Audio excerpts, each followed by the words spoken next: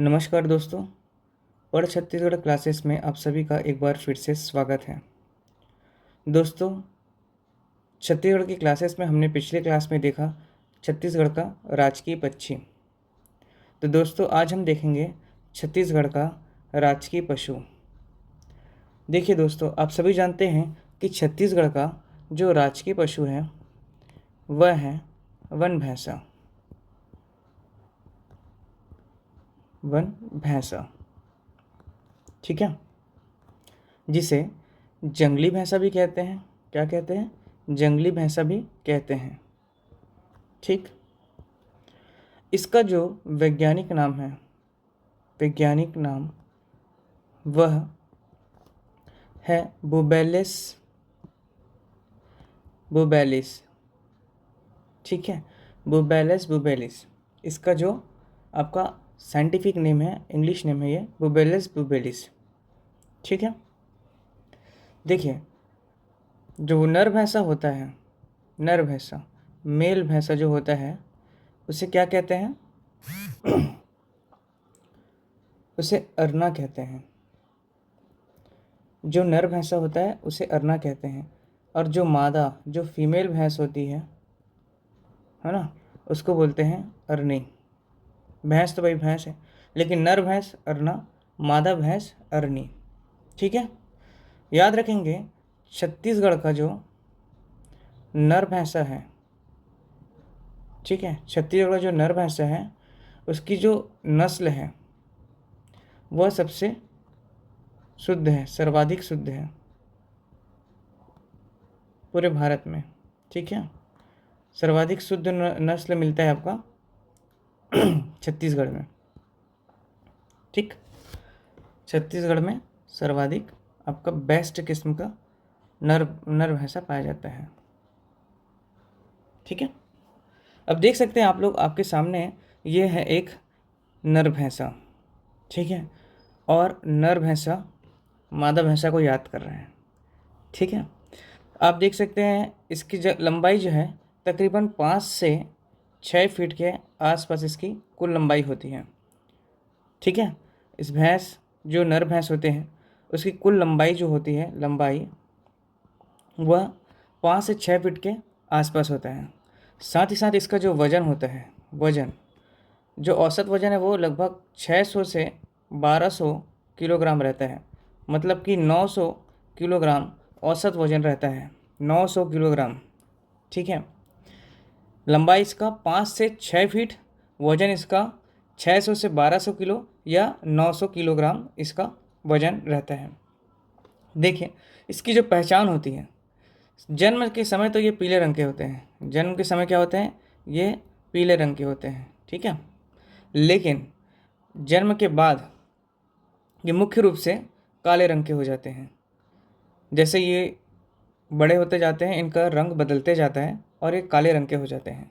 ठीक है, या राख के भूरे कलर के समान हो जाते हैं। देखिए, राख के भूरे कलर, लकड़ी को जला देंगे या कोयले को जलाने के बाद जो राख बचता है उसका जैसे कलर होता है वैसा ही इसका कलर रहता है, राख के भूरे कलर के जैसे होता है। इसका जो घुटना होता है और इसका जो पाँव का खुर होता है वो मटमैला कलर का होता है, मटमैला कलर का। ठीक, एक चीज़ और याद रखना है कि जो आपका जंगली भैंस है, जंगली भैंस मुख्य रूप से, है ना, कहाँ मिलेगा? दलदली क्षेत्र में, दलदली या नमी युक्त क्षेत्र में आपको ये देखने को मिलेगा। इनका, ये तो शाकाहारी होते हैं, पहला चीज़ तो शाकाहारी होते हैं, और बड़ी बड़ी जो घासें होती है, बड़ी घास, इनका मुख्य भोजन होता है, मुख्य भोजन। ठीक है, शाकाहारी जीव है ये। दूसरा, बड़ी घास और मुख्य भोजन, जो बड़ी घास है इनका मुख्य भोजन होता है। ठीक है, याद रखेंगे कि जो जंगली भैंसा है, ये जो नॉर्मल अभी घरेलू भैंसा आपको सिटी में या अभी गांव में देखने को मिल जाते हैं वह उसके पूर्वज हैं। मतलब कि जंगली भैंसा जो हैं अभी वर्तमान जो नॉर्मल भैंस के पूर्वज हैं। आनुवंशिक रूप से ये बहुत महत्वपूर्ण है। ठीक है, लेकिन इसका संरक्षण करना बहुत ज़रूरी है सरकार को, और सरकार इसके संरक्षण के लिए क्लोन तैयार किया है। देखिए, दिपाशा नाम की एक क्लोन है, दिपाशा, ठीक है, दिपाशा। दिपाशा जिसका जन्म कब हुआ था याद रखेंगे, पूछता है 2014 में। कहाँ हुआ था? और ये करनाल डेयरी, करनाल राष्ट्रीय डेयरी अनुसंधान, ठीक। यहाँ दिपाशा नाम की एक जंगली भैंसे का क्लोनिंग किया गया था। क्या किया गया था? क्लोनिंग। देखिए दिपाशा नाम का जो क्लोन था, है ना, इसका जन्म कैसे हुआ? इसका जन्म हुआ सीता नदी अभयारण्य, सभी जानते हैं सीता नदी कहाँ है। सीता नदी के पास में एक उदयंती अभयारण्य है, उदयंती, ठीक। और ये उदयंती अभयारण्य कहाँ है? आपका गरियाबंद जिले में है, ठीक। इसको ऐसे याद करेंगे, सीता नदी के तट पर एक उदयंती अभयारण्य है जो कि गरियाबंद जिले में है। यहाँ एक आशा नाम की मादा भैंस थी, ठीक, आशा नाम की भैंस। इसके कान के टुकड़े से क्या किया गया? क्लोन तैयार किया गया, ठीक है, क्लोन तैयार किया गया। और वही क्लोन से क्या बन गई? आपका दिपाशा, ठीक है। तो इसकी मम्मी बोल सकते हो कौन है? आशा, आशा की बेटी हुई दिपाशा, आशा की बेटी हुई दिपाशा। दिपाशा आशा के कान के टुकड़े से बनाई गई है, एक क्लोन है, क्लोन से बनाई गई है, ठीक है। तो ये याद रखेंगे आप। और हम क्या बता दिए आपको, इसका देखिए ये नम क्षेत्र में दलदली या नदी घाटी क्षेत्र में पाई जाती है।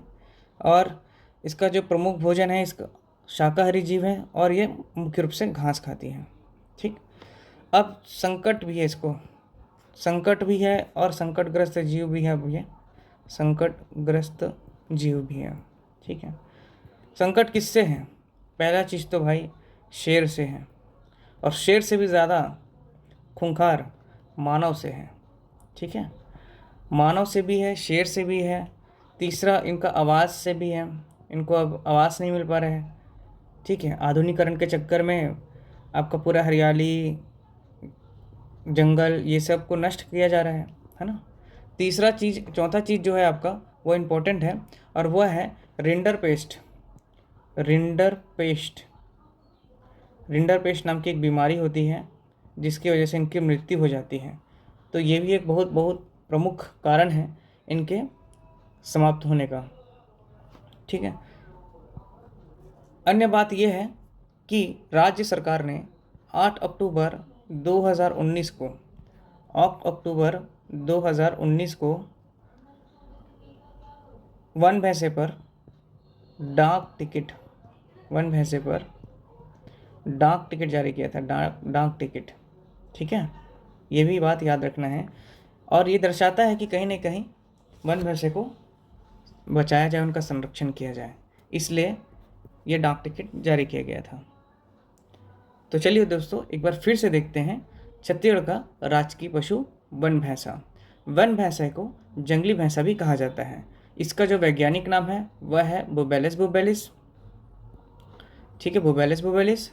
और नर भैंसे का नाम अरना है, मादा भैंसे को अरनी कहा जाता है।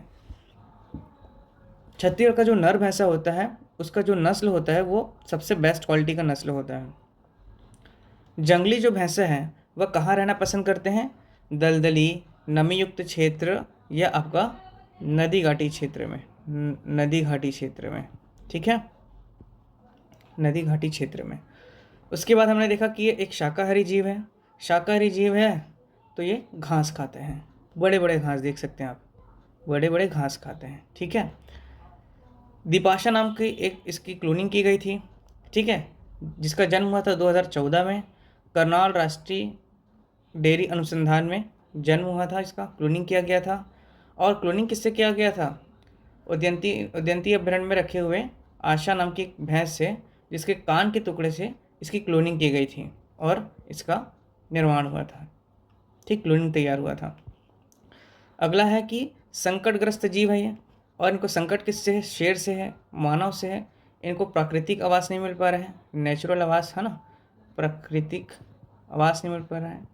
और एक प्रमुख बीमारी इनको होती है जो इसका नाम है रिंडरपेस्ट। ये परीक्षा में पूछता है कि वन भैंसे को होने वाली प्रमुख बीमारी कौन सी है जिससे उनकी मृत्यु हो जाती है, तो वह है रिंडरपेस्ट। Rinderpest, rinderpest. ओके। राज्य सरकार ने इनके संरक्षण के लिए और राजकीय पशु को बतलाने के लिए 8 अक्टूबर 2019 को एक डाक टिकट जारी किया था वन भैंसे पर। ठीक है, तो दोस्तों उम्मीद करता हूँ कि आपको यह वीडियो पसंद आया होगा। यदि ये वीडियो पसंद आया तो प्लीज़ लाइक करें, शेयर करें, सब्सक्राइब करें, ताकि मैं आप लोगों के लिए अन्य अच्छे अच्छे कंटेंट लेके आऊँ और आपसे वह जानकारी साझा करूँ। धन्यवाद।